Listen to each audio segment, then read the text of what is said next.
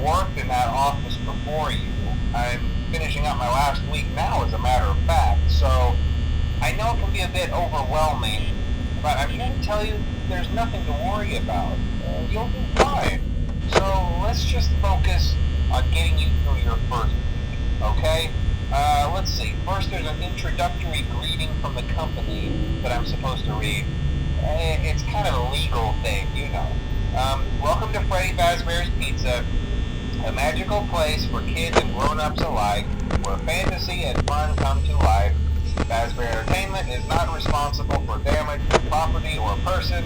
Upon discovering that damage or death has occurred, a missing person report will be filed within 90 days or as soon as property and premises have been thoroughly cleaned and bleached and the carpets have been replaced. Blah, blah, blah. Now, that might sound bad, I know, but there's really nothing to worry about. The animatronic characters here do get a bit quirky at night, but do I blame them? No. If I were forced to sing those same stupid songs for 20 years and I never got a bath, I'd probably be a bit irritable at night too.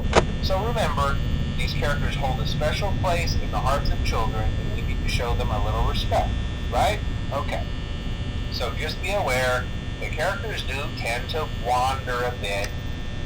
They're left in some kind of free roaming mode at night. Something about their servos locking up if they get turned off for too long. They used to be allowed to walk around during the day too, but then there was the bite of 87.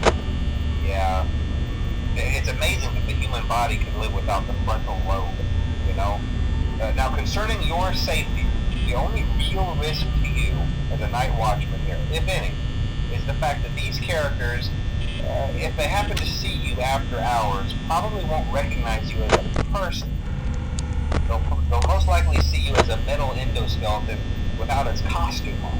Now, since that's against the rules here at Freddy Fazbear's Pizza, they'll probably try to forcefully stuff you inside a Freddy Fazbear suit. Now, that wouldn't be so bad if the suits themselves weren't filled with cross beams, wires, and animatronic devices, especially around the facial area. So you can imagine how having your head forcefully pressed inside one of those could cause a bit of discomfort and death.